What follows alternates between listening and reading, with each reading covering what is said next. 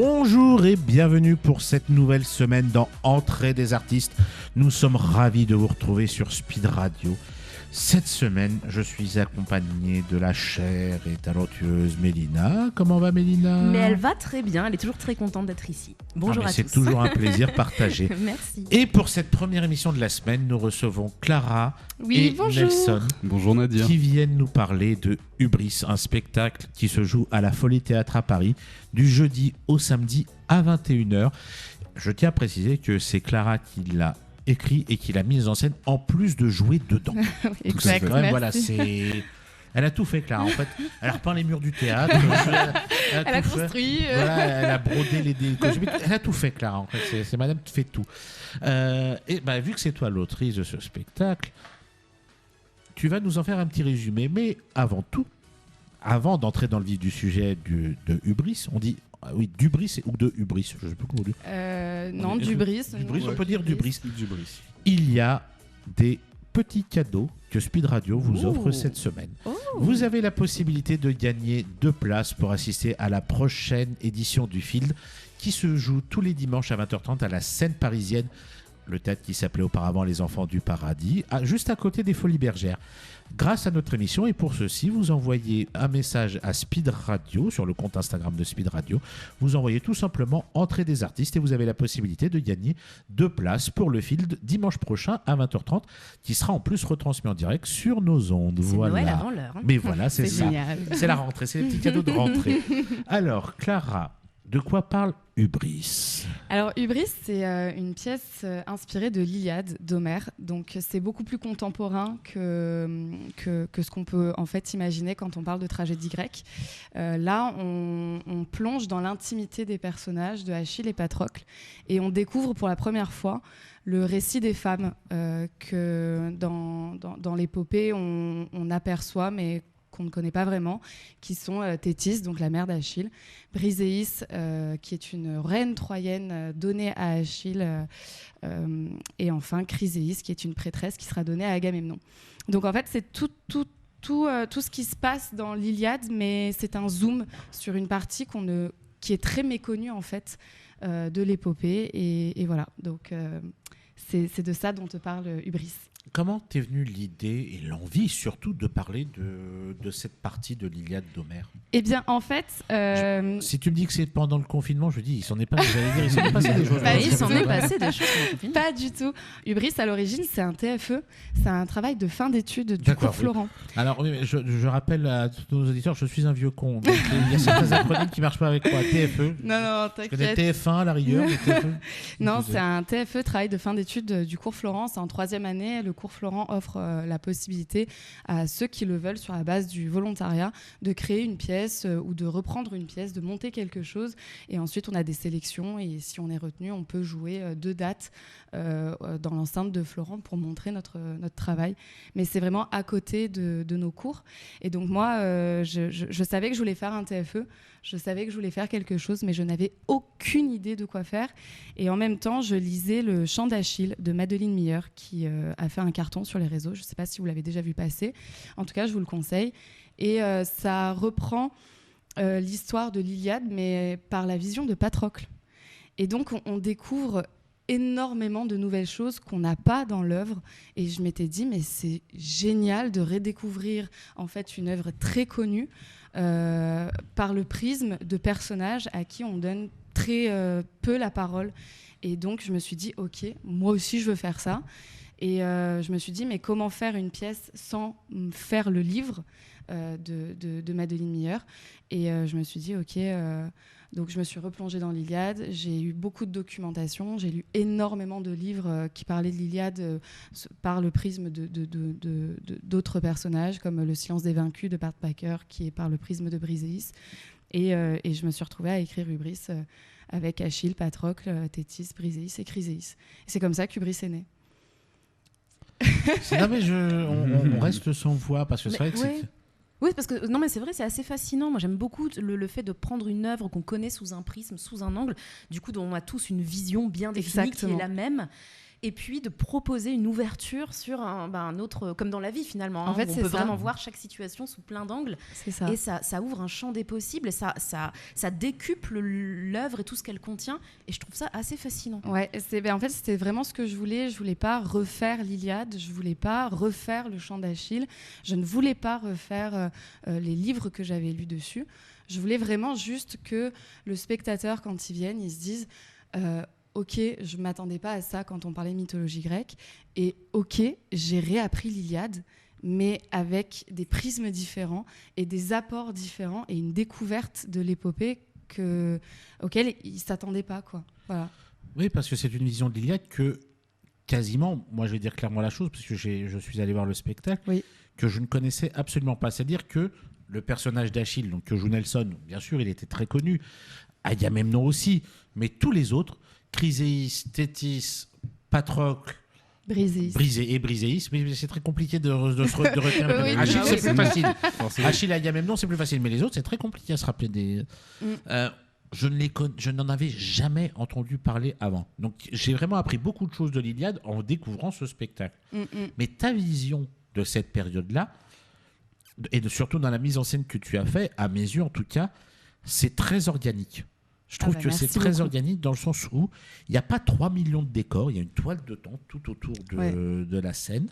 Il y a 2 tambours, un sur scène, un sur le côté.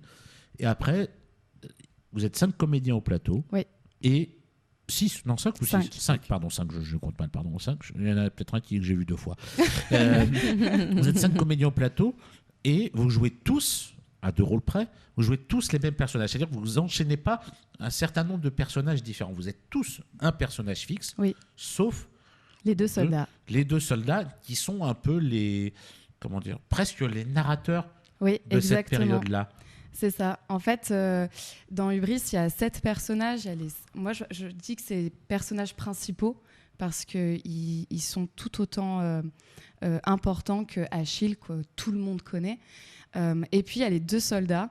Et en fait, la volonté, c'était de raconter l'Iliade, mais je ne voulais absolument pas que le spectateur, quand il sorte, il soit lourd de quelque chose qui ressorte avec le spectacle quasiment sur les épaules.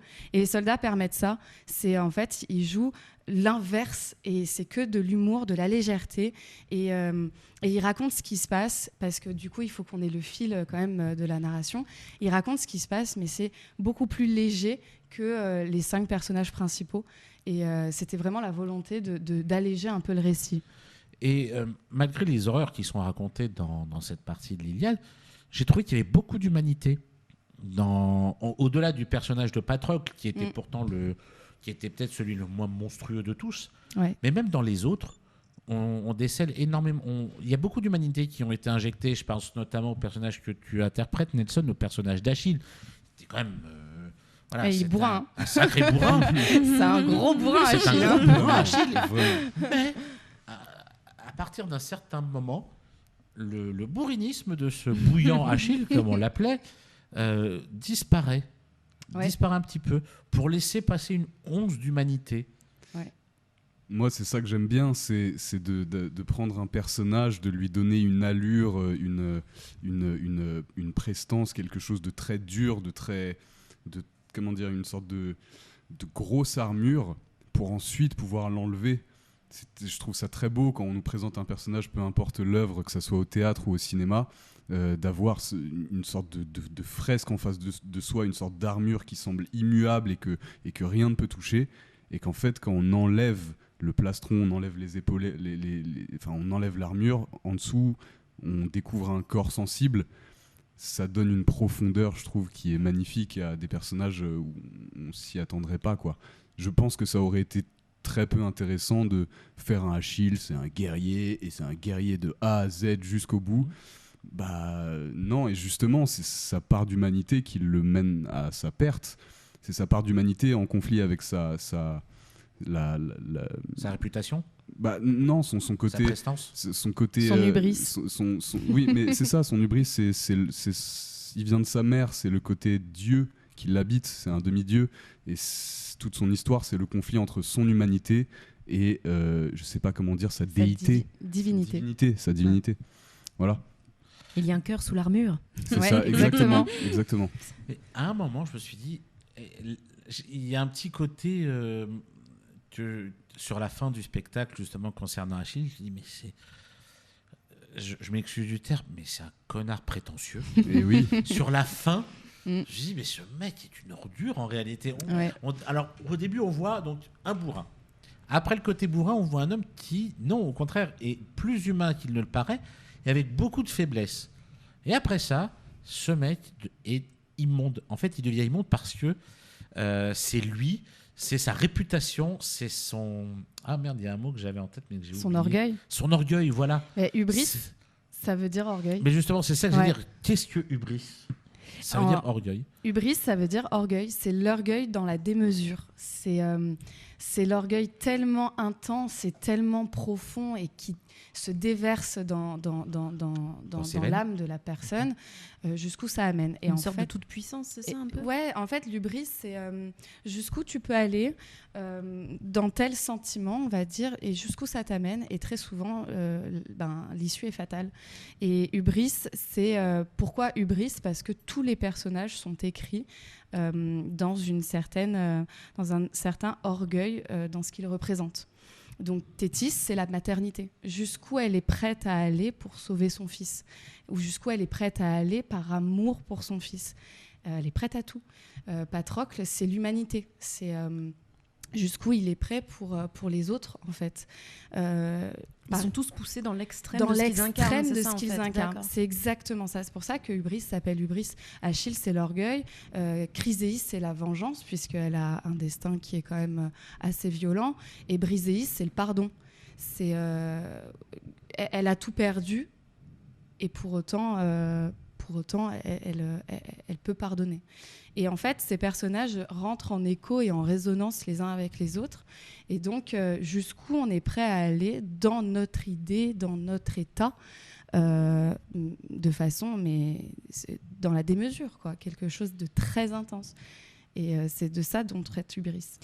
Et moi, j'ai une petite question que se posent aussi peut-être nos auditeurs. Alors moi, je suis pas encore allée voir le spectacle. Et viens, Je viendrai avec On grand t'invite. plaisir. Mais du coup, voilà, je pose vraiment la question comme quelqu'un de lambda qui ne l'aurait pas vu. Est-ce que, parce que ce sont des sujets qui sont toujours un petit peu, on va pas forcément avec facilité vers ce genre de sujet. Est-ce Ouais. qu'on a besoin d'être familier, d'être passionné, de connaître un peu sur le bout des doigts l'histoire de l'Iliade pour venir, ou est-ce qu'on peut venir en néophyte un peu? Eh ben, les deux. Oui. Ah, moi, je peux y Tu répondre m'as- parce que je Nadir me veut connais- répondre à la Vas-y, question. vas-y, Oui, mais parce que je lève le doigt. Je Ouais, suis oui. quelqu'un de Alors, très... je te donne la Voilà. parole. T'es très poli, Nadir, Ouais, je suis aujourd'hui. quelqu'un de très poli, je ne coupe pas la parole. Alors, pour moi, sincèrement, je ne connaissais absolument rien de l'Iliade et l'Odyssée Voilà, c'est aussi avant un peu d'aller ma voir situation. le spectacle. J'y suis allé vraiment. Je vais raconter un peu pourquoi. Vas-y. Si tu me le permets, Clara, ouais, c'est avec cool, grand c'est plaisir. intéressant. Voilà. Ouais. Sur Speed Radio, donc l'émission qui nous diffuse, a reçu un jour un mail.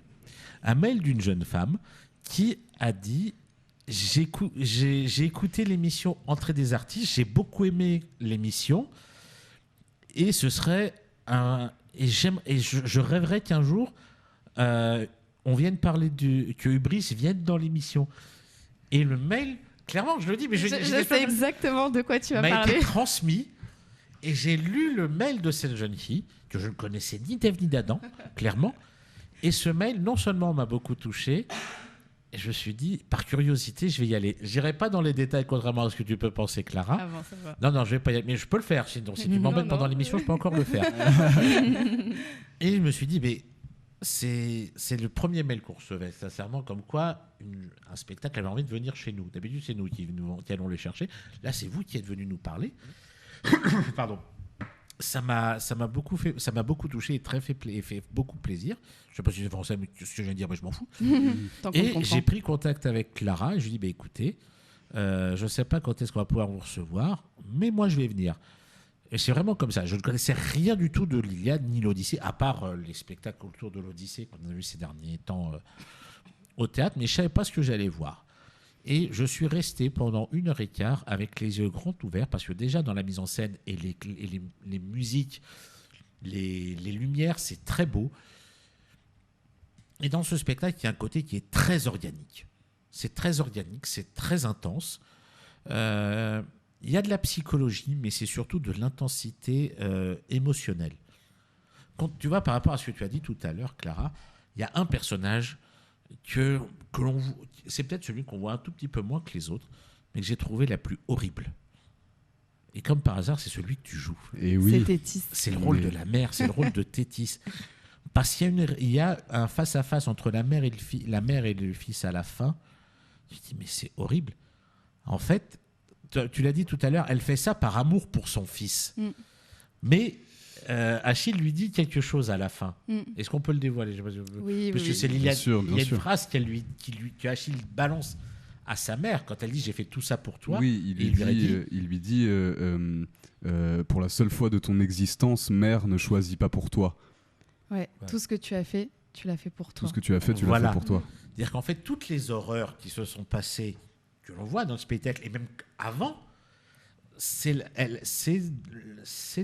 sa faute. En fait, c'est de la faute de son personnage, de Tétis. Et elle a fait ça uniquement pour elle-même. Sous prétexte de par amour pour son fils, en réalité, elle a fait ça pour elle et rien d'autre. Et je me suis dit, mais cette femme, en réalité, au début, en réalité, on a de la tendresse pour elle parce qu'elle essaie de protéger son fils d'une certaine manière. En réalité, c'est la plus horrible. C'est le personnage le plus horrible du spectacle. Et en même temps, oui. C'est une mère. Oui. C'est tout le conflit. Mais si elle avait vraiment fait tout ça pour son fils, à la rigueur. Mais en réalité, comme son fils lui dit, t'as fait tout ça pour toi. T'as fait ça pour toi et pour personne d'autre, en réalité. C'est ça. En fait, c'est le conflit de Tétis. Pour elle, c'est vraiment pour le sauver, pour sauver son enfant. Et lui, il dit non, en fait, tu fais ça pas pour me sauver moi, mais pour me garder auprès de toi. Et la nuance est importante. C'est pas tu le fais pour moi, mais tu le fais pour me garder auprès de toi. Donc lui, il parle d'égoïsme et elle parle d'amour. Et c'est comme un funambule sur un ligne, c'est une question d'équilibre. À quel moment on plonge dans l'amour, à quel moment on plonge dans l'égoïsme, Mais est-ce que même l'amour, moi c'est un peu ma théorie là-dessus, mais est-ce que tout n'est pas égoïste au fond du fond? Parce que même quand on aime, même quand on donne, quelque part, il y a quand même un plaisir qu'on reçoit. Ouais. Et sujet de philo 2022, vous avez 2 heures pour répondre. Mais je trouve ça passionnant et franchement, je vous invite à y réfléchir. Voilà. Interdit d'utiliser les livres, hein, bien sûr. Voilà. Mais vraiment, c'est ça, ouais. Donc c'est accessible pour revenir à ma question Oui. de base. On peut y aller. On est un peu parti à droite et à gauche, pardon, mais c'est très intéressant. Mais bien sûr, mais du coup, voilà, est-ce qu'on peut y aller vraiment en n'y connaissant rien? Ouais. En fait, oui. Ah oui. J'ai tenu à ce que l'Iliade ne soit pas Hubris, ne soit pas exclusif. Donc voilà, je voulais pas que les gens viennent et me disent j'ai rien compris parce que je connais rien à l'Iliade, ou alors j'ai tout compris parce que je suis incollable sur l'Iliade. Je voulais vraiment que tout le monde puisse venir et que ceux qui connaissent vachement bien l'Iliade se disent ça j'ai la ref, je sais ou ça, et ceux qui n'y connaissent rien me disent j'ai réappris une partie de l'Iliade. Je voulais vraiment pouvoir satisfaire les deux types de spectateurs. Et est-ce que l'Iliade, donc l'Odyssée, ça on le sait, parce que moi j'ai vu quelques spectacles à propos de ça, mais est-ce que l'Iliade sur scène, ça a déjà été beaucoup retransmis, peut-être éventuellement à la Comédie Française? Il y a eu l'Iliade de Pauline Bale au TPM, au Théâtre Public de Montreuil, en 2000. Je t'ai déjà dit d'arrêter avec les acronymes. Pardon. 2 fois. Excuse-moi de dire. La troisième, ça tombe. C'est au piquet et Nelson finit l'émission. On arrête l'émission, oui, c'est moi, voilà. Ça devient moi le boss. Voilà. Et ouais. Profite. Mais Yaf, elle va se venger. Je vais super kiffer. Non, il y a eu l'Iliade de Pauline Bale au Théâtre Public de Montreuil que je suis allée voir et qui m'a même inspirée pour le spectacle. Donc je tiens à lui redonner aussi cette partie-là du spectacle parce que sa mise en scène était extrêmement inspirante et moi m'a beaucoup aidée dans ma recherche de contemporanisation de l'épopée. Et voilà. Non, là, à ce moment-là, tu avais le droit, j'avais compris. Autant les acronymes, je dis rien, mais là, à ce moment-là, j'avais compris. Parfait. Donc oui, moi j'ai vu celui-là en tout cas. C'est toi non, Mélina, des spectacles autour de l'Iliade, non, il en est dans ça ne me dit rien. Non, ça ne me dit rien. Il y a beaucoup l'Odyssée, j'ai l'impression. L'Odyssée, oui, mais moins l'Iliade, j'ai l'impression. Mais moins l'Iliade, ouais. Bizarre, ça, oui. Bon, au moins, grâce à toi, on peut le dire, grâce à toi et à Hubris, donc la pièce que tu as écrite et mise en scène, on peut le dire ouvertement, qui se joue au théâtre, à la Folie Théâtre, j'allais dire au théâtre de la Folie, non, c'est à la Folie Théâtre, Théâtre. Ouais. du jeudi au samedi à 21h30. On va rappeler les noms de tout le monde, hein, puisque toi tu y joues, Nelson, ici présent, il y a Léa Michelot. Oui, qui joue Chryséis. Voilà. Il y a Cécile Garnier. Oui, qui joue Briséis. Voilà. Corentin Gérold. Qui joue Patrocle. Et en alternance, il y a un alternance. Jérémy, oui, Mikaoui il fait une date. Il fait une date et qui joue Patrocle également. Elle n'est pas encore passée la date, non? Non, elle est vous pouvez le voir. Elle va pas arriver. Et celui qui a fait toute la direction artistique, création lumière et les musiques qui ont été composées également pour le spectacle. Très belle musique d'ailleurs. Sont de Hugo Bussy, qui est mon copain et qui m'a beaucoup aidé dans la création de Hubris. Alors vraiment un très très beau spectacle à voir. On marque notre première pause musicale et on se retrouve dans quelques instants avec nos chers invités. À tout de suite. Nous sommes de retour sur Entrée des artistes, toujours accompagnés de Mélina, de Clara et de Nelson pour nous parler de Hubris, la pièce qui a été écrite par Clara et mise en scène par Clara, qui se joue les jeudis, vendredis et samedis à 21h30 à la Folie Théâtre à Paris. Je vous rappelle également qu'il y a toujours 2 places à gagner pour assister à la prochaine édition du Field à la Seine parisienne dimanche prochain à 20h30 et qui en plus est retransmis sur nos ondes en direct. Pour pouvoir gagner vos 2 places, il suffit tout simplement d'envoyer Entrée des artistes par message à Speed Radio. Et si vous avez gagné les 2 places, vous êtes invité dimanche prochain à 20h30 à la Seine parisienne pour découvrir le Field. Voilà. Mélina a une petite chronique aujourd'hui. Elle va nous parler d'un spectacle. De quel spectacle vas-tu nous parler? Comme d'habitude, aujourd'hui, je vais vous parler. Je vais vous emmener faire un petit voyage dans vos années lycée.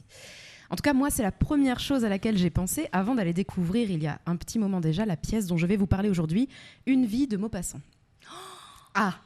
C'est un de mes livres préférés. Nelson, on va les laisser. Allez, on y va. Écoute, il n'y a pas de hasard. Alors c'est vrai, le lycée, c'est généralement là que nous faisons la connaissance de ces œuvres classiques qui sont censées nous donner le goût pour la lecture et qui produisent souvent malheureusement l'effet inverse. Alors attention, loin de moi de dire que les Maupassant, Baudelaire et autres Boris Vian ont écrit des livres chiants qui vous font passer l'envie de lire. Je dis juste que ce ne sont, je crois, pas les œuvres idéales pour rencontrer la littérature et y prendre du plaisir lorsqu'on a 15 ans. Pour ma part, j'ai toujours aimé lire et je dévore les livres depuis ma plus tendre enfance. Et pourtant, certains de ces classiques m'ont véritablement dégoûté de leurs auteurs car je n'y comprenais rien. Ce n'est d'ailleurs pas au hasard que j'ai cité tout à l'heure Boris Vian, avec qui je me suis toutefois réconciliée l'année dernière grâce à une superbe adaptation de L'Écume des jours par la compagnie Les Joues Rouges. Magnifique spectacle que j'ai vu également au théâtre du Lucernaire. Absolument, que l'on salue. Ce que j'ai compris plus tard, c'est que pour être pleinement appréciées et digérées, certaines de ces œuvres nécessitent un minimum de maturité, de recul sur la vie, de compréhension du monde et parfois même d'expérience de lecture, bref, de tout ce dont on manque souvent un peu à 15 ans. Mais revenons-en à la pièce. Si je suis allée la voir, ce n'était certainement pas pour revivre mes années lycée dont j'ai suffisamment fait le tour en thérapie, mais parce que j'avais gardé un souvenir précis du plaisir que la lecture de ce petit livre-là de Maupassant m'avait procuré. Je me souvenais de cette sensation de douceur, de plénitude, de ce sourire qui avait accompagné ma lecture, de cette impression d'être portée par les mots soudain rassemblés en nuages. Voilà ce que j'espérais expérimenter à nouveau dans la salle du théâtre de l'Essaillon devant l'adaptation d'Une vie de Maupassant par Véronique Boutonnet. Alors vous vous dites tout à fait logiquement que si je vous en parle aujourd'hui, c'est parce que j'ai bel et bien retrouvé tout cela devant cette pièce. Eh bien non, pas tout à fait. À vrai dire, j'ai trouvé mieux. Déjà, j'ai trouvé Véronique Boutonnet et Victor Duez, 2 auteurs et comédiens absolument fabuleux que j'ai depuis pu applaudir dans plusieurs autres de leurs spectacles respectifs et qui ne me déçoivent jamais. Pour tout vous dire, ils font partie de la petite dizaine de mes artistes coup de cœur dont je suis avec une fidélité exemplaire le travail. Vous les avez d'ailleurs peut-être vus à Paris ou cet été à Avignon, l'une dans Un homme qui dort, adapté du roman de Georges Perec, l'autre dans Tout va bien, un excellent seul en scène qui mélange habilement les genres. 2 spectacles dont j'aurai sans doute l'occasion de vous reparler. Il y a donc ces 2 artistes, et puis il y a la pièce en elle-même. Parfois, les coups de cœur font du bruit. Ils font jaillir les émotions, éclaboussent un peu. On rit, on pleure, on est porté par une énergie folle, on a le souffle coupé. Et parfois, ils sont plus discrets, plus intimes. Ils étreignent avec douceur, sans serrer trop fort. Coup de cœur en dentelle. Une vie est de cela. C'est un moment de théâtre suspendu, enchanteur, une adaptation inventive et d'une grande délicatesse de ce récit contemplatif dans lequel Jeanne, une jeune aristocrate ne rêvant que de beauté, d'amour, de voyage, quitte le couvent à 17 ans pour épouser le vicomte Julien de la Mare, ce qui va alors précipiter sa vie dans une succession d'épreuves et de désillusions qui vont peu à peu venir piétiner ses rêves de jeunesse. Sur scène, dans une atmosphère chaleureuse de fin d'après-midi qui vient nous envelopper, une femme est étendue sur un tapis épais, occupée à lire, tandis qu'un léger souffle de vent fait onduler le voilage de la fenêtre. Puis son fils la rejoint et, ensemble, ils vont se souvenir de cette œuvre lyrique et voyager dans l'existence de Jeanne, qu'ils vont incarner tour à tour, en même temps qu'ils vont se glisser dans la peau des différents personnages de son existence. Une vie qu'il nous conte, qu'il joue, qu'il chante aussi, avec beaucoup d'authenticité et de nuances dans une mise en scène tout en fluidité de Richard Arcelin. Je le dis à chaque fois que j'en ai l'occasion, il y a quelque chose de très vrai chez ces deux artistes, au point que c'en est bouleversant. Et Véronique Boutonnet possède un talent de conteuse que j'ai rarement retrouvé ailleurs, qui nous laisse suspendus à ses mots comme à ses silences, et qui donne un charme singulier à toutes les pièces dans lesquelles on la retrouve. À eux deux, et avec une complicité parfaite, ils font exister jusqu'aux détails les plus poétiques du texte de Maupassant. Les frémissements des peaux, l'écoulement de l'eau glacée d'une rivière, l'odeur du printemps, les pulsations du temps qui s'écoule, l'éclosion d'un bonheur déjà prêt à se faner. Le spectacle vivant, elle est peut-être là, la passerelle pour rendre ses œuvres plus accessibles aux lycéens et leur donner l'envie de se plonger dans la lecture de ces classiques. En tout cas, Maupassant n'aurait pas pu rêver meilleure adaptation pour son roman que ce petit bijou qui a fait son retour dans un théâtre qui lui va comme un gant, le théâtre de l'Essaillon. Ça se passe les mercredis à 19h et ça se termine bientôt, donc ne tardez pas, c'est vraiment un très très joli moment qui vous y attend. Et j'embrasse Véronique et Victor qui nous écoutent certainement. Et j'embrasse toutes nos auditrices et nos auditeurs. Allez, c'est ma tournée. Allez, merci beaucoup. Il y a donc une très vie de envie. Maupassant. C'est vrai que ça fait un petit moment qu'ils le jouent, ce spectacle. Ils l'ont joué, ils le rejouent et c'est toujours un bonheur. Mais oui, mais alors moi, j'avais vu par curiosité il y a quelques années la version qui avait été faite avec Clémentine Célarié de Une vie où elle était toute seule sur scène. Mais je n'avais pas entendu j'avais pas été plus touché que ça.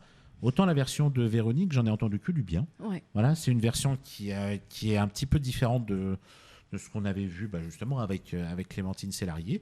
Donc vraiment, oui, conseillons à nos auditeurs d'aller voir Une vie de Maupassant au Théâtre de plein de l'Essaillon. poésie, c'est vraiment un Jusqu'à moment qui fin fait octobre, beaucoup de c'est ça bien. Oui, Fin tout à octobre, fait. c'est ça. Donc allons-y. Ah bah, vous pouvez être Tous sûr que ensemble. j'irai. Ah, Une vie de Maupassant est un de mes livres préférés. bah, Fais écoute, attention je que ça serais ne se ravie voit de pas savoir pendant que tu joues, toi. ce qu'on a pensé, parce que ouais. Écoute, moi je suis un de ces lecteurs qui a été, comme tu l'as dit, dégoûté au début de mes années de lecture à cause de ces classiques que je ne comprenais pas. Ouais.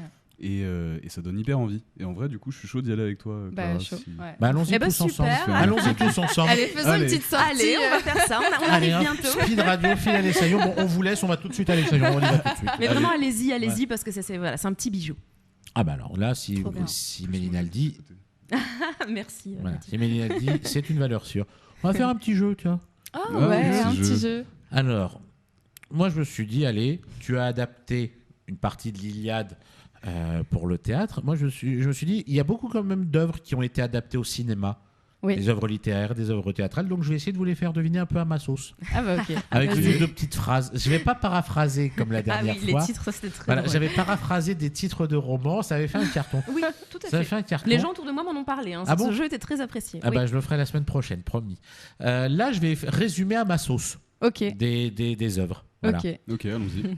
Qui ont donc été adaptés au cinéma, c'est ça hein Voilà, c'est Ok. ça. Ça peut être des œuvres littéraires ou théâtrales. D'accord. Alors, ce classique du théâtre français a été mille et une fois adapté. Cette adaptation-là était peut-être celle de trop. Est-ce que cela valait-il vraiment le coup d'en faire un musical? Mais heureusement que l'interprète original, que l'on a beaucoup connu dans le rôle de Tyrone Lannister, sauve un peu les meubles. Oh, Donc c'est un classique du je vais théâtre appeler un français, ami, j'ai moi. dit, je vais qui a été prendre- adapté à plusieurs reprises au cinéma, C'est un classique de théâtre, français. théâtre français. Voilà. Est-ce que vous savez qui est le personnage de Tyrone Lannister? Non. Non. Alors pas je vais du dire tout. le nom du comédien, peut-être que ça va vous aider, c'est Peter Dinklage. Oh, bon, ça Ouais, mais matche je vois pas très plus. bien la Moi non tête, plus. mais je ne vois absolument pas le. Mais un classique du théâtre. Qui était en plus mais c'est là, un dans cette Molière version-là, non, c'est pas un Molière, qui en plus là a été adapté en version musicale. On en a beaucoup entendu parler. C'est- C'est pas un Molière. Une pièce de théâtre française très connue. C'est un Feydeau. Non. C'est un classique de chez classique. C'est un Molière. Il se joue en ce moment plus au théâtre. Oh là là là, dans quel théâtre? Est-ce que c'est un vaudeville? Non, c'est pas un vaudeville. Ah. C'est une pièce de théâtre classique qui vient de démarrer dans une nouvelle version. Il y a quelques semaines seulement, mais peut-être un peu moins, dans un grand théâtre parisien. Je sèche. Moi aussi, complètement. Je vais m'arrêter là, Jean-Pierre. Je pense que je vais partir avec les 1 000 €. Attends. Qui a démarré là à Paris. Un classique du théâtre français. Voilà. C'est pas un Molière, c'est pas un Feydeau. Et beaucoup de classiques. Là, en ce moment, là. Ouais. Et le comédien principal qui interprète ce personnage, on l'aurait jamais vu dedans. Non, je l'aurais pas. Non. C'est quoi? C'est Cyrano. Mais bien sûr. Mais bien sûr. C'est pas possible. Oh, quelle honte. Voilà. Parce que la dernière adaptation de Cyrano au cinéma a été faite en version musicale. Et c'est Peter Dinklage, c'est le comédien de petite taille de Game of Thrones très bien, qui joue Cyrano. Ah bon? Voilà. Et ça a été une cata. Ah ouais. Cette version-là a été flinguée par la critique. Ah ouais, d'accord. Bon. Voilà. Bon, on ira pas le voir. Qui se joue en ce moment à Paris, mais parce qu'il a démarré il y a pas longtemps au théâtre Montparnasse. Mais oui, tout à fait. Oui. Avec Arnaud de Samer dans le rôle de Cyrano de Bergerac. Je me demande ce que ça donne, ça, parce que Arnaud de Samer, je ne l'aurais pas vu dedans. C'est très très curieux, ça. Eh bien, moi, je l'ai vu. Ah. Ouais, je l'ai vu et c'est vraiment bien. C'est vraiment bien. On redécouvre Arnaud de Samer dans un classique qui est vraiment bien mis en scène, vraiment bien joué. Et moi, j'ai beaucoup aimé. Ah bah alors, ça, je l'ai vu récemment, je l'ai vu dimanche. Ah oui. Ah bah ça peut pas être plus récent, en effet. Alors, deuxième roman. Il a fallu un peu plus de 30 ans pour savoir enfin comment se terminaient les vacances d'été de Marcel Pagnol. Oh là là. C'est fou, j'ai l'impression d'être vraiment un C'est-à-dire que il y a plus de 30 ans, il y avait eu des films qui avaient été faits sur la jeunesse de Pagnol, et le Château de ma mère. Voilà. Château de ma mère, Naïs, après il y a eu Avignon cet été. Là, c'est une œuvre littéraire. C'est pas une pièce de théâtre. Une œuvre littéraire. Voilà. Et il y en a une. En fait, il y en avait un troisième après La gloire de mon père et le château de ma mère, et qui a été adapté au cinéma, sorti au cinéma il y a 2 ans. Je peux même dire la distribution. Guillaume de Tonquédec, François-Xavier de Maison, Mélanie Doutet et Anne Charrier. Attends, le château de ma mère, la gloire de mon père et le troisième. Réalisé par Christophe Baratier qui avait fait Les choristes. Pourtant, ça a marqué mon enfance. Pourtant. Alors moi là, je sais. Le château de ma mère, la gloire de mon père et Non. Non. Aucune idée. Le temps des secrets. Ah non, je connais pas du tout. Je l'aurais pas eu. Le temps des secrets, c'était le dernier de la trilogie. Ah ouais. Voilà. Un gamin très pauvre qui voit sa vie chamboulée en bouffant une tablette de chocolat. Charlie et la chocolaterie? Tout simplement, oui. Je suis complètement fou, j'allais dire Martin Eden. Quoi? J'ai entendu un gamin, j'ai dit Martin Eden. Non. Un type qui va résoudre une affaire criminelle. Arsène Lupin. Ouais. Non. Sur une île, mais Robinson Crusoe. une île un petit peu particulière. L'île de la tentation. Non. Ah non, mais c'est français. Alors, Non, c'est pas un film français. Je suis fou, Shutter Island. Oui, c'est Shutter Island. Ah, mais Je me ouais. suis dit, ça se trouve, je vais sortir une énorme Non, c'était pas bêtise. compliqué quand même. 2 hommes, un bourru et violent, un costaud et un petit peu retardé, qui font un petit bout de chemin ensemble. Tais-toi. Non. Astérix et Obélix. Ah, ça aurait pu. Ah non. Franchement. C'est un roman américain. Ah. Donc c'est pas ça. Laurel et Hardy. Non. Dans une Amérique assez, on va dire dans l'Amérique des années 50, où le handicap est absolument mal vu et au contraire montré du doigt. C'est un film? C'est un roman qui a été adapté en film d'abord et ensuite au théâtre d'ailleurs. Il est adapté des deux côtés. J'en ai aucune idée. 8e jour. Non. Moi non plus. C'est quoi? Des souris et des hommes. Ah, de Steinbeck. Ouais. Ah bah voilà, Eh bah je l'ai non. pas du tout. Moi non plus. Ah, là, j'ai jeté un froid dans ce...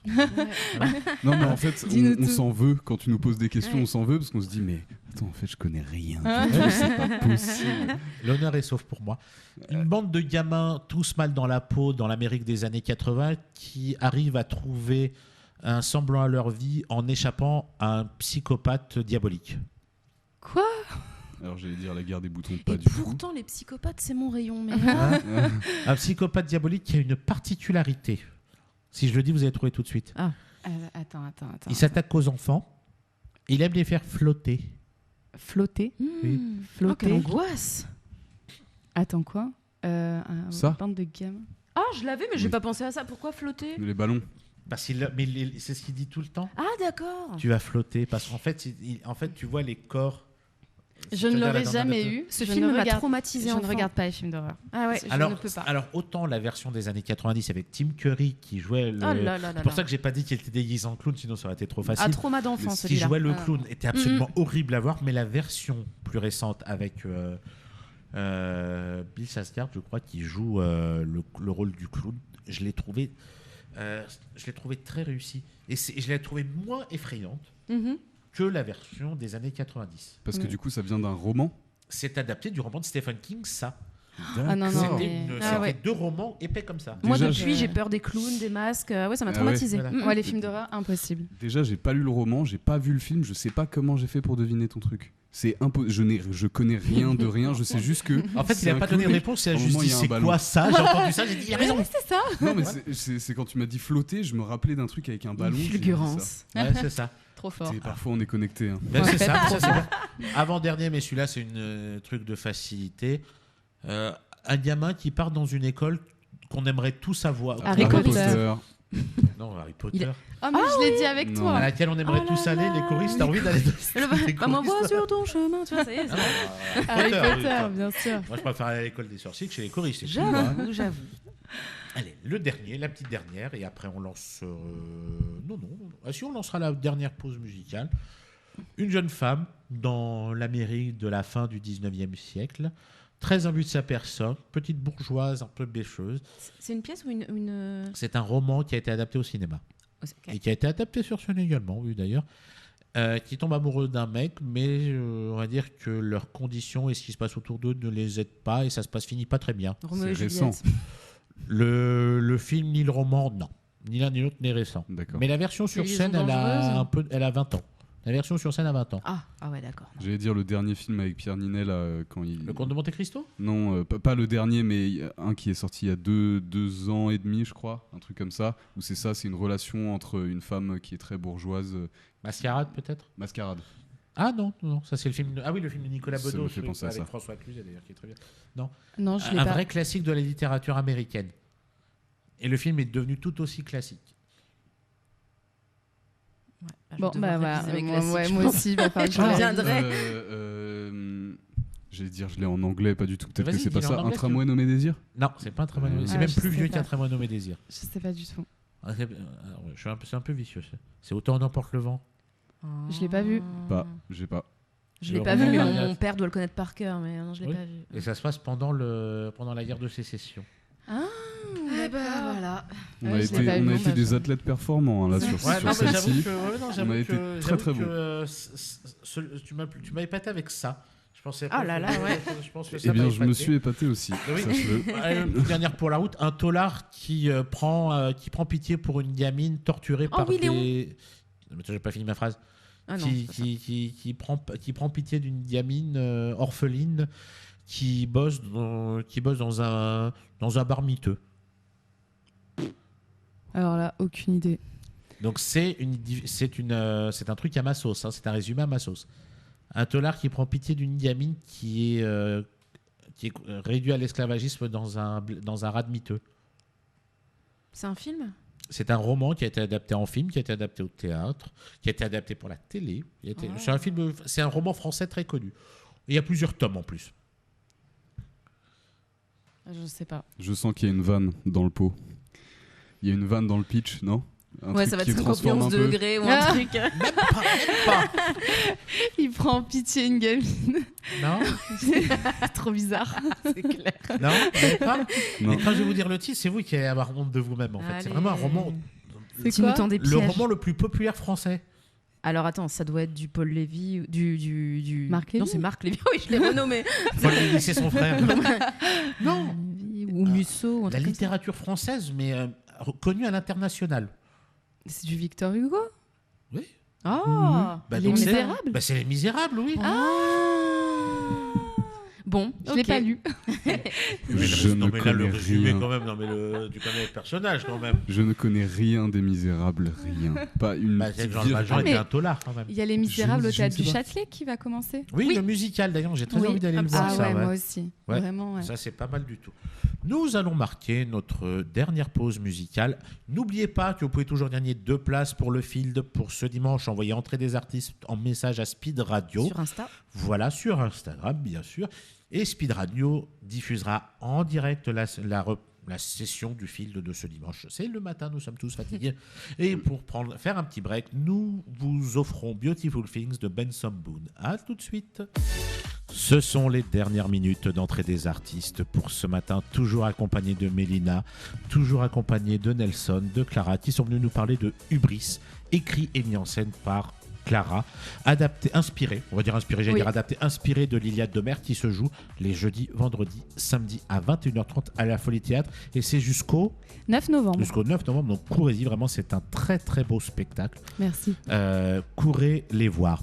Alors pendant la pause musicale, on peut le dire, là donc j'ai un peu adapté, j'ai un peu résumé à ma sauce des romans adaptés au cinéma, mais on n'arrête pas de me rabâcher qu'il y a un jeu que j'ai fait, qui a fait un carton. C'est où j'ai paraphrasé des titres de films ou de pièces de théâtre. Là, c'était plus des titres de films. Donc je me suis dit, pour terminer l'émission en beauté, parce que, soyons d'accord, chers auditeurs, notre chère chroniqueuse comme les invités se sont un peu rétamés sur le quiz précédent. Complètement. Ils ont on peut le clairement... dire. Alors, on va dire la vérité jusqu'au bout. Ils sont en live avec leurs compatriotes de scène qui leur ont Ouais. dit clairement qu'ils étaient à chier sur le jeu. Pour le coup, Ils là, À qui on fait un gros coucou. Voilà, on les embrasse très fort, toute l'équipe. Il y en a qui ont dit, mais je l'avais, moi, celui-là. Ouais, oui, ils sont on vraiment les à représente fond. très très mal sur ce coup-là. on Oui, est surtout sur ce désolé. truc-là. Donc, ce qu'on va faire, c'est qu'on va prendre. Je vais faire le petit jeu de la paraphrase, mais de la paraphrase avec des films cultes. Comme ça, on est sûr que. Là, au moins, ils vont un peu se rattraper sur le jeu pour les dernières minutes qui nous restent. On est d'accord? Oui, allez, Alors, Allons-y. go. Main sur le buzzer. voilà. C'est chacun pour sa tronche. Là, on va y aller clairement. Happy Days chez les gamins. Happy Days en colonie de vacances, on va dire. Happy Day en colonie vacances. Je donne un indice dans les mots quand même. Hein. Happy Days en colonie de vacances. En plus, je suis sur le groupe en même temps. Je me dis comme ça, il y en a Il un te qui dit. souffle. Soufflez-moi, les gars. Happy Days en colonie de vacances. Eh ben, on est Nos jours toujours- heureux. Oui, nos jours heureux. Je suis trop forte. Merci. Ah oui. Un peu de dignité. Le lieu du combat. Street Fighter. Non. Non, c'est Le ring. Fight The Club. Ring. Fight Club. Flight Club. bah Ah. oui. Fight Club, tout simplement. Oui. Les touristes. Les vacanciers. Non. Non. Euh, Les visiteurs. Les Les visiteurs. bah oui. visiteurs, mais oui, Oh là là. bien Oui, sûr, oui, les oui. visiteurs. Les touristes, les visiteurs. Ah oui. oui, bah oui, bien sûr. Le- Enfin, le- tu sais, c'est logique, un peu de- enfin. Comme si j'avais toutes concentration. les réponses depuis tout à l'heure. La détresse gamin.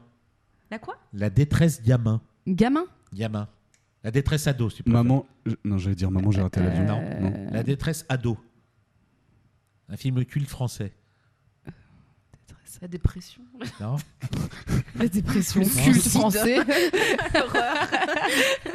C'est parce qu'on est à Paris. Non. Personne là. Ah, mais oui, c'est moins facile que la dernière fois. Ah non, Alors, je sais pas il a du permis de connaître Romain Duris. Ouais, tout. Je l'ai suis connu moins avec assez- Gustave Eiffel, moi. Ah oui, donc tu l'as connu tard. Je sais pas. Aucune idée. Aucune idée. Le Je... Péril jeune. Oh non, Oh je non, l'aurais pas non, du non, tout, non, pas non. du tout. On l'invalide. Quoi Non mais Sal salsa. Quoi? Sal salsa. Salsa. Sale salsa. Tango. Et un truc avec tango. Ouais, Non, un non. truc, Salsa.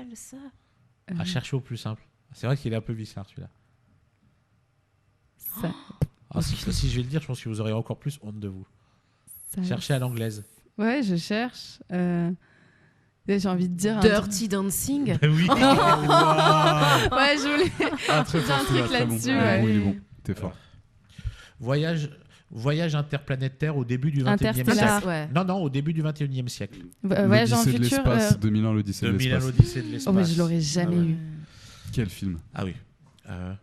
Le tracé. Ah putain, non, mais attends, je cherche un mot, mais j'ai pas le. Ah, c'est bon, je vais en chercher un autre entre temps, c'est pas grave. Plein de mecs enragés. Un groupe de mecs enragés. Boys. Les Avengers. Non. Oui, ça se tient. Pour donner un indice, c'est un huis clos. Ah, 10 hommes en colère. Voilà, 12 hommes en Bon, colère. Moi, j'en avais que 10, mais.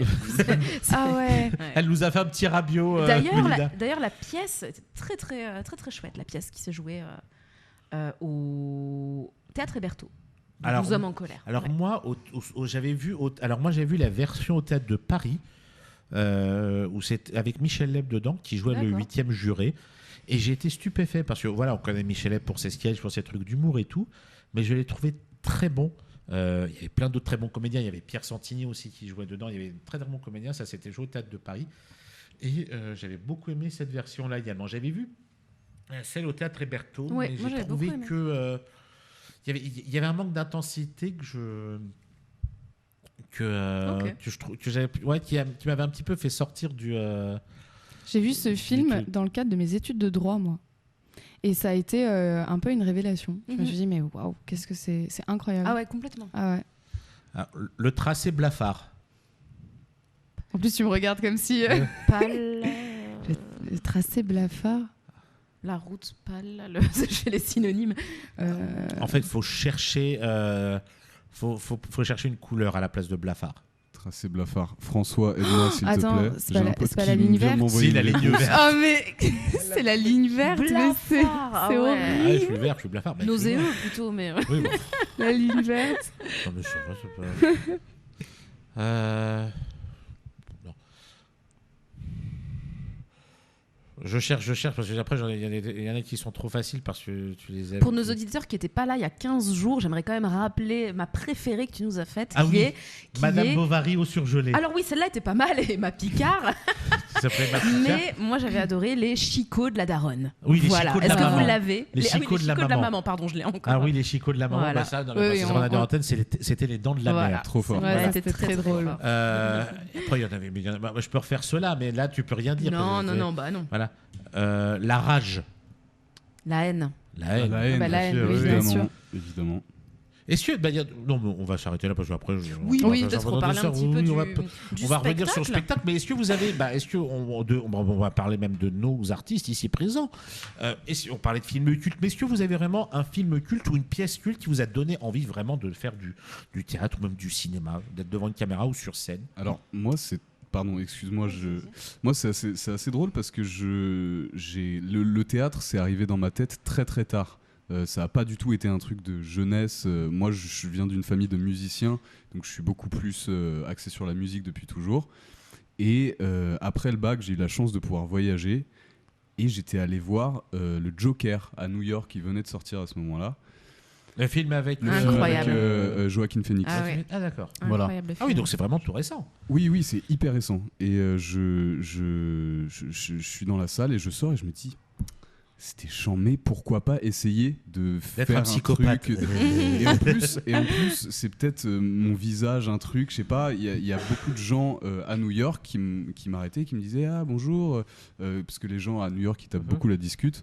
Et ils me disaient ah t'es français, tu viens pour tourner un film. Je dis ah bah non pas du tout. Moi je suis là pour acheter des Non, non. croissants et regarder Joker. la Statue de la Liberté et voir le Joker. C'est tout, Oui. tout ce que je fais. Et en fait de fil en aiguille je me suis dit bon bah vas-y tente, de toute façon tu viens de finir ton bac, tu sais pas ce que tu veux faire, donc j'ai tenté le truc et mine de rien aujourd'hui ce film le Joker je l'aime pas tant que ça. Ah ouais. C'est ça qui est drôle, c'est que c'est le truc qui m'a donné envie, qui a un peu allumé la flamme, et je l'ai re-regardé récemment et je me suis dit Est-ce que ce serait peut-être pas plus la performance de Joaquin Phoenix plutôt que le film en lui-même, peut-être? je sais on pas, peut peut-être. dire que c'est un excellent comédien, Joaquin Non, Phoenix. mais il est Incroyable. super, il Voilà. est trop fort, mais je sais pas, il y a un truc qui. La première fois qui m'a fasciné, la deuxième fois qui m'a gêné. Alors c'est peut-être du coup mon regard qui a évolué avec le fait Peut-être. de mettre un pied dans le milieu, mais C'est voilà. pas impossible. C'est pour ça que je trouve ça drôle de parler de celui-là. On sait que Nelson n'ira pas voir la suite qui va bientôt sortir au cinéma, Oui, d'ailleurs. absolument. Eh Avec bien, Lady Gaga. Oui. Probablement pas. Ah, moi, du je coup.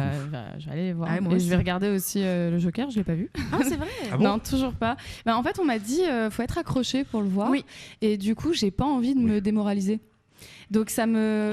C'est pas que ce soit démoralisant. Non. Moi, ce qui m'a beaucoup, ce qui m'a troublé quand on est sorti, je me souviens du cinéma, on a passé un moment à rester dedans, à réfléchir, à être dans un état bizarre, parce que je trouve qu'il y a un moment où, sans rien révéler, une scène. Tu peux révéler parce qu'il est quand même vieux, tu peux y aller. Oui. Enfin voilà, la scène où il est sur scène justement et où il va faire un massacre. Ah, oui. Donc évidemment, on peut absolument en rien cautionner l'acte, ce qu'il va faire à ce moment-là. Bien sûr. Et pourtant, il y a une part de nous, et c'est ça qui pour moi a rendu la chose très troublante, qui arrive à comprendre qu'il ait pu en arriver là. Bien en tout sûr. cas, voilà. Et c'est ça qui est très dérangeant quand on sort, parce qu'à la fois, on se dit non mais c'est impardonnable ce qu'il vient de faire, mais il y a une part de nous qui peut comprendre qu'il en arrive là, à ce stade-là, et j'ai trouvé ça brillant dans cet aspect-là très dérangeant, justement un peu border, où ça nous confronte à nous, notre propre, tu vois, le fil sur lequel parfois on peut être. Ouais, mais est-ce que ça, on le comprend sans le cautionner, on est d'accord, sur le fait que pendant tout le reste du film, parce que ça arrive vraiment qu'à la fin, sur la vie qu'on voit de ce personnage-là, on est pris pitié de ce qu'il a vécu toutes ces années. De pitié, je sais pas, mais en tout cas d'empathie, de compassion, parce qu'il y a quelque chose d'humain. Il y a une volonté qu'il a d'essayer Enfin, parfois, il fait des choses qui sont hyper mal reçues. Bien sûr. Et donc, oui, on réussit à saisir ce point de bascule où, voilà, lui, il n'a pas ce garde-fou que nous, on aurait, bien évidemment. Je nous le souhaite. Mais voilà, on arrive à avoir de l'empathie pour un personnage qui commet quelque chose de terrible. Et moi, j'aime beaucoup qu'on me fasse ressentir ça, justement. Qu'en fait, parce que pour moi, il y a un danger à identifier les gens qui font des horreurs dans les films ou même dans la réalité comme des monstres. Parce qu'en faisant ça, on les dissocie de l'humain quelque part. Et pour moi, c'est important de se souvenir que ces gens-là sont des humains, parce qu'en faisant comme si c'était des créatures autres, on s'imagine qu'on est complètement, nous, à l'abri de ce genre de dérive. Pour se donner bonne conscience, tu penses oui, ou pour se dire que nous... Alors on n'est pas comme ça. On n'en sait rien, on sait jamais si quelqu'un peut basculer. Enfin, malheureusement, tu vois, il y a des choses qui peuvent arriver. Mais je trouve que c'est important de se souvenir que, en fait, ce sont des humains à la base qui basculent. Non, juste basculer. Et non, mais voilà, tu vois, je trouve que voilà. Enfin, bref. Je suis complètement d'accord. Non, mais je suis tout à fait d'accord là-dessus. Là-dessus, je te suis. Je fais 2-3 vannes à la con. En plus, on n'est pas filmé, donc c'est complètement stupide ce que je fais. Mais non, mais je suis tout à fait d'accord avec toi là-dessus. Une autre question que je vais poser, on finira l'émission là-dessus, parce on disait il y a la suite qui va sortir bientôt, qui s'appelle Folie à 2, on va découvrir Lady Yaya en Harley Quinn. C'est peut-être le seul truc qui me donne envie dans ce film. Voir ce que Lady Yaya va donner dans le personnage d'Harley Quinn. Parce que là, c'est incroyable aussi comme actrice. Ah, mais oui. Les deux ensemble, ça peut être beau. Ouais. Ça peut être très beau. Mais là, pour ce que j'ai vu des teasers et bandes annonces sorties, je suis un peu dubitatif. Mais par contre, j'ai été étonné, mais dans de très très bonnes choses, de Beetlejuice. J'ai pas encore vu et je l'ai vu. Je vais aller le voir. Donc moi qui suis un fan inconditionnel de Tim Burton, mais le Tim Burton d'avant, c'est-à-dire voilà. Et de Jeanne Ortega. Beetlejuice, Édouard Romain d'Argent. Ouais. Qu'est-ce qu'il y a d'autre aussi, même Dark Shadows, qui a été pas très bien accueilli par la critique d'ailleurs. Je les ai trouvés très bien, même les premiers Batman et tous les L'étrange Noël, voilà, parce qu'on parle des classiques. Et je suis allé voir Beetlejuice avec beaucoup de points d'interrogation au-dessus de la tête. Je me suis dit, faire une suite plus de 30 ans plus tard, tu sais pas où tu vas. Et finalement, je me suis dit, on a retrouvé le taulier. C'est-à-dire que ces derniers films, je me suis dit, je me faisais un peu chier sur ces derniers films, clairement. Mais là, moi, j'ai retrouvé le Tim Burton du premier Beetlejuice, justement. C'est-à-dire que les effets spéciaux, ce sont exactement les mêmes qu'il avait utilisés pour le premier. Il n'y a pas de 1001 images de synthèse. C'est très réussi. Vraiment, c'est cheap. Mais c'est ça qu'on a aimé avec le premier Beetlejuice. C'est ça qu'on a aimé avec plein de trucs chez Tim Burton. C'est cheap, mais ça plaît. Et c'est grandiose. C'est grandiose. On prend un plaisir à retrouver Michael Keaton dans le rôle de Beetlejuice, qui s'éclate toujours autant plus de 30 ans plus tard. Winona Ryder aussi. Ça faisait longtemps qu'on ne l'avait pas vu au cinéma. Et là, on la retrouve. Mais on est très content de la retrouver dans ce style-là. Tu as parlé de Jenna Ortega, mais moi je parlerai surtout de Catherine O'Hara, qui joue la maman Dietz, qui est beaucoup plus mise en avant dans ce film-là d'ailleurs. Après, je me suis dit pourquoi.